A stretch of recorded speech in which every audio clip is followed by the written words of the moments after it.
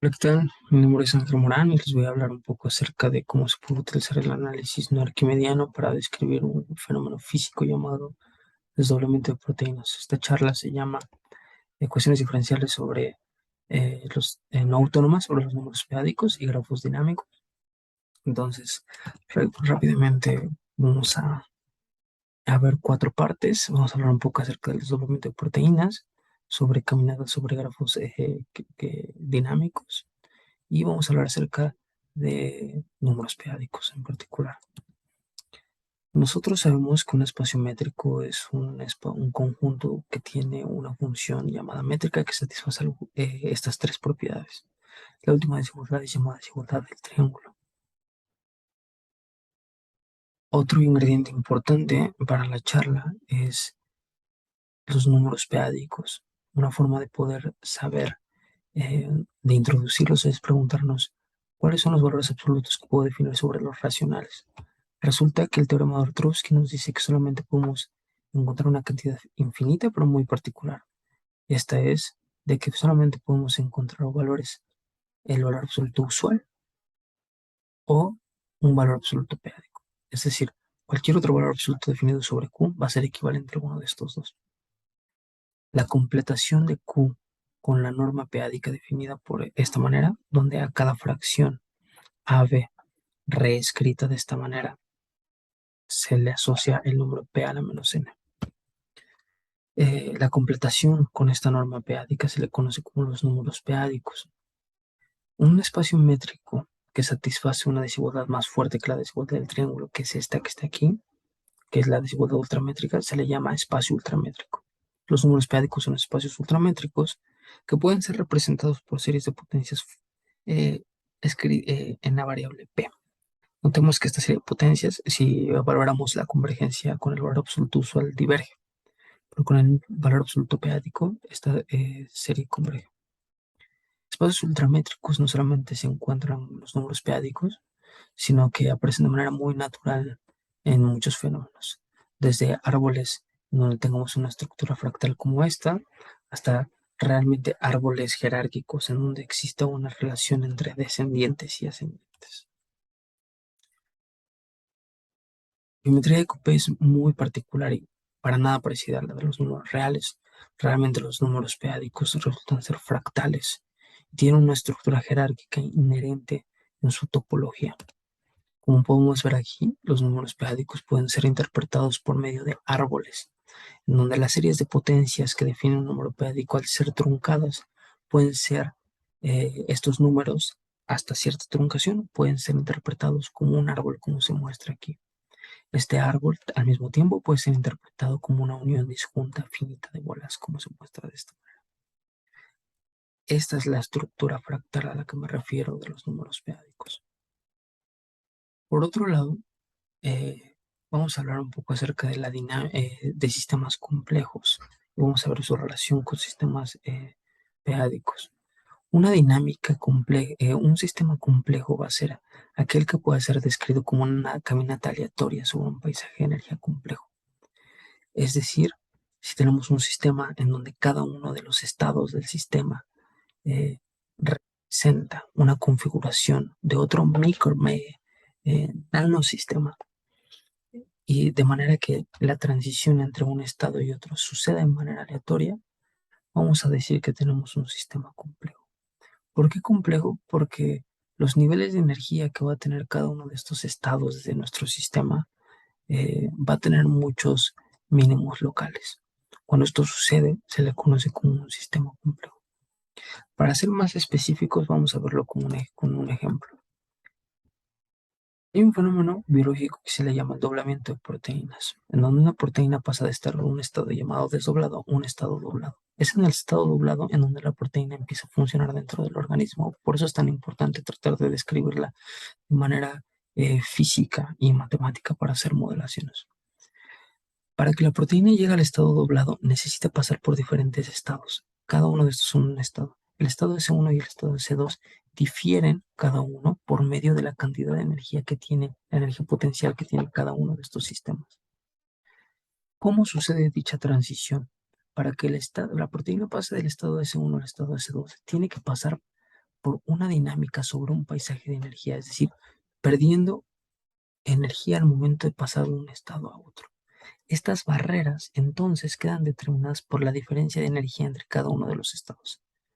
Es en el momento en donde ya no tenemos, en donde minimizamos la energía, en donde tenemos ya un estado nativo, es decir, un estado doblado de la proteína. Es decir, nuestro objetivo es hablar acerca del cambio de la estructura molecular en el tiempo mediante un movimiento aleatorio sobre un paisaje de energía. El paisaje de energía va a estar definido por tres componentes. Una, el conjunto de los estados. Otra, la relación que existe entre ellos para poder hablar acerca de que uno es vecino del otro, es decir, una relación de conectividad. Y la función de energía que asocia a cada uno de los estados un nivel de energía distinto. Resulta que el paisaje de energía de las proteínas es ultramétrico, es decir, se puede describir por medio de un árbol al igual que los números p-ádicos. Además, el paisaje de energía, como se muestra aquí, resulta que al momento de analizar cada uno de estos mínimos locales de energía en donde la proteína está antes de una transición, es decir, cada uno de los estados, resulta ser fractal en el sentido de que hay interacciones locales en cada uno de estos estados que influyen en la dinámica. Notemos que el paisaje de energía es constante, es decir, las transiciones entre cada uno de los estados es constante. Sin embargo, en varios experimentos se requiere que el paisaje de energía cambie en el tiempo, al igual que la proteína en las transiciones, debido a que muchas veces la dinámica de la proteína está afectada por fuerzas externas que dependen del tiempo, por lo que la energía potencial, es decir, el paisaje de energía, también va a cambiar en el tiempo. Y ahí es donde entra el modelo que del que vamos a hablar. En general, eh, si nosotros queremos hablar de cómo transiciona de un estado a otro, esto se puede modelar mediante un proceso de Markov asociado a una ecuación maestra definida de esta manera, donde el vector PT tiene cada componente describe la probabilidad de estar en el estado X en el tiempo T. Y la matriz K está compuesta por las probabilidades por unidad de tiempo, es decir, nos dicen qué tan rápido cambia de un estado a otro. Estas transiciones K, X, Y dependen de la función de energía, de la diferencia de funciones de energía. Eh, por lo tanto, si la energía fuera variable, es claro que entonces las transiciones por unidad de tiempo también serían variables. La dinámica de la proteína en los diferentes estados de energía va a estar regida por esta ecuación. En el caso en el que estas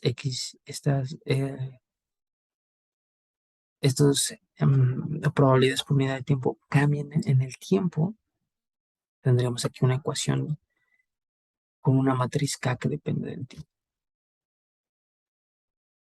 Nosotros podemos interpretar esto como una caminata aleatoria sobre un grafo en donde las transiciones de probabilidad, es decir, la matriz de transición asociada o la matriz de adyacencia, va a estar determinada por las transiciones por unidad de tiempo y donde el sistema va a estar determinado por el laplaciano asociado al grafo. Aquí vemos una transición de probabilidad de una caminata aleatoria sobre un grafo usual. Vemos que es de la matriz de adyacencia. Sin embargo, al momento de restar el grado de cada uno de los vértices, podemos observar que obtenemos el laplaciano correspondiente al sistema dinámico.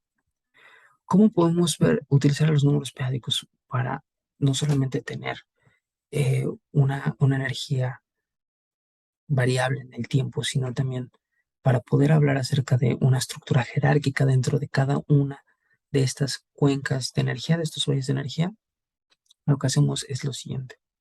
Consideramos un grafo a la matriz de adyacencia asociada y vamos a definir un grafo dinámico como un grafo cuya matriz de adyacencia o de transición de probabilidad también cambia en el tiempo.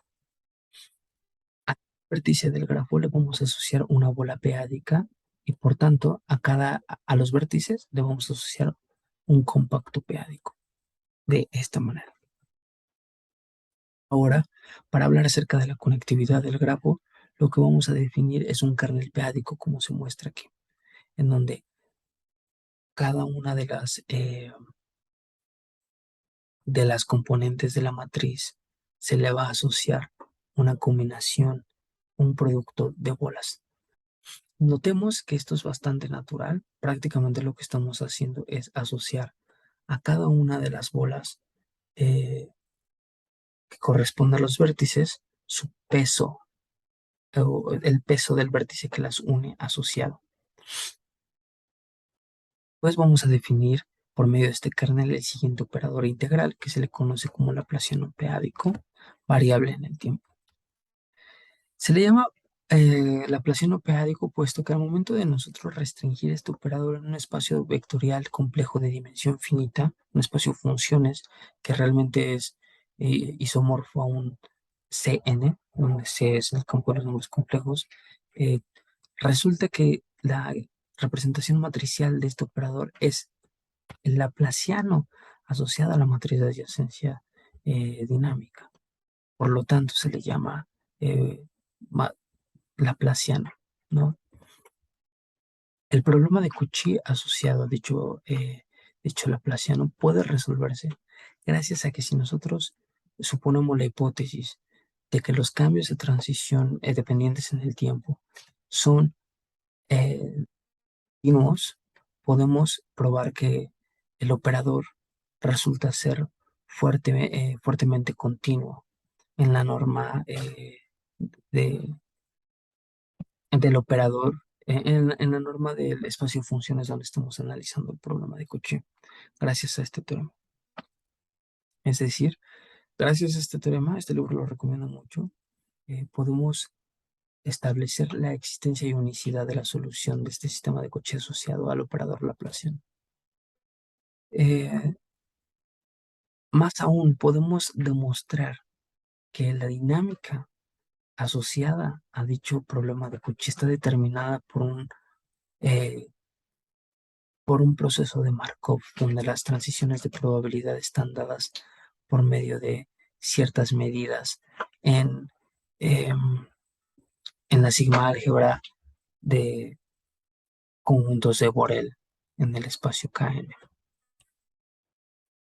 Aquí eh, se muestra cómo resolver el problema de Cauchy usando separación de variables, pero no creo que me dé tiempo de explicarlo. Sin embargo, lo que quiero que se note es de que se llega a una solución cerrada a partir de las condiciones iniciales del sistema, lo cual es bastante interesante, puesto que nos permite demostrar que este problema tiene el mismo nivel de complejidad al momento, computacionalmente hablando, que el sistema no autónomo eh, asociado a un laplaciano dinámico en la forma estándar.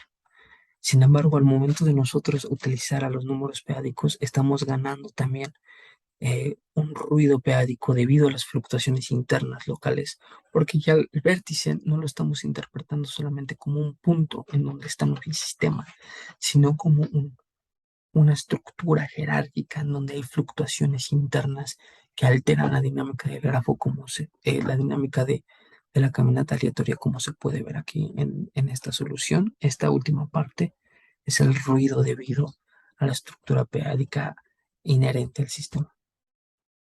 Por último, eh, quisiera nada más comentarles que Wilson Zúñiga prueba que en el caso homogéneo, es decir, cuando las transiciones de probabilidad no dependen del tiempo, este modelo permite, gracias a considerar a las cuencas del sistema de transición de proteínas, es decir, eh, gracias al ver estos valles como bolas peádicas, podemos entonces a cada bola verla como una estructura de árbol, una estructura fractal, como lo vemos aquí, en donde hay una dinámica. Esa dinámica se interpreta como estas fluctuaciones locales, lo cual le permite al doctor Wilson probar que el sistema, que este modelo permite algo llamado transiciones rápidas. Es decir, experimentalmente se logra ver de que la proteína para que pase de un estado B a un estado B, el tiempo en el que pasa eso es demasiado rápido. Eh, Gracias a acercamiento periódico se puede probar matemáticamente el por qué sucede. Y más aún, este nuevo modelo que permite también eh, una, un cambio en el tiempo mediante las transiciones, nos permite hablar acerca de un paisaje de energía que varía en el tiempo, el cual es realmente un problema bastante actual al momento de tratar de describir eh, los experimentales de desdoblamiento de proteínas, puesto que muchas veces las proteínas están eh, sumergidas en un sistema,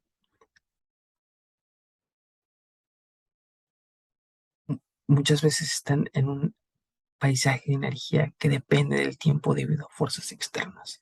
Y este modelo toma en cuenta ambas cosas, tanto las fluctuaciones internas de cada uno de los estados como la posible variabilidad del eh, el paisaje de energía entre cada uno de los estados. Y todo debido a la estructura jerárquica y a las herramientas de análisis funcional que nos permite tener eh, al estudiar este modelo continuo sobre espacios más abstractos. Espero les haya gustado y cualquier duda, ahí va a estar mi correo para que se comuniquen. Les agradezco mucho. Nos vemos.